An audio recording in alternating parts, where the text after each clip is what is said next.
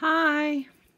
Right, today I'm going to talk to you about thumbnails. Now, we're still continuing in the month of May for skies, but I just want to go into another subject that goes alongside that, and hopefully will help you with organising your minds around photographs and pictures that you've taken on your walks and that you have in your photo galleries. So, what is a thumbnail? Thumbnail is a very brief outline of what the photograph is. Now, a photograph is very detailed. It's got a lot of messages in there for the brain to pick up, and it's like, oh my goodness, where do I start?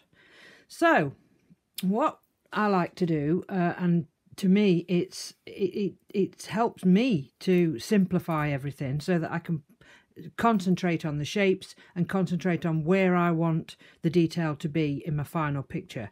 So this is just, it's down to planning this, but it's a really good, quick way of organising the picture so that you can organise your painting. Okay, so it's dead simple. All this is a piece of tracing paper, cheap enough from any art suppliers, and I've just got the photograph that I wanted to use, which is just a line of trees and a road, some nice shadows on there. So all I've done, it's very detailed. Obviously there's mayflowers in there, and there's all sorts of different trees, different colours, which are beautiful, but I just want you to show you how to simplify that so that you can get it onto the pastel mat in a simple form, so then you can actually decide what you're going to put in and take out of the picture. This helps with composition, and it helps you to direct the viewer to what you want them to see. Okay, so all I've done is then I've traced the picture through onto the tracing paper, and all I've done is I've put the darks in there, and I've put the road, and I've put the shadows down here, and the tree line. And that's all I want on that. That's it. So if you take that away and I take the picture away, all I'm left with is just a quick, easy map of where I want everything to be.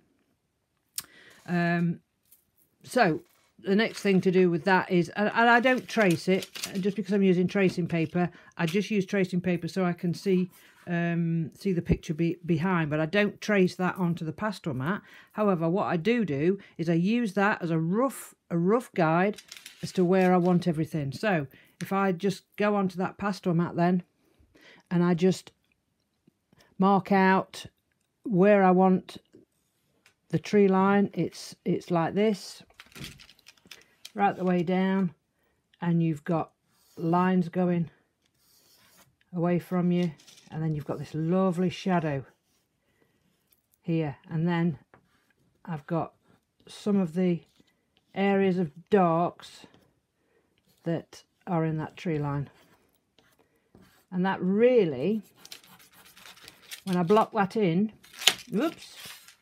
when I block that in, that is really all I want to see from that photograph.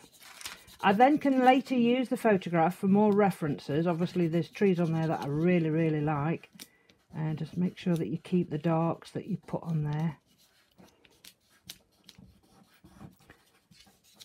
Okay, make sure that the line of the road is there, and then these lovely shadows.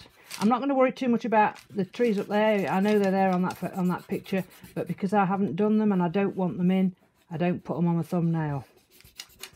Okay, so that's all I'm going to be doing today, is just the thumbnail.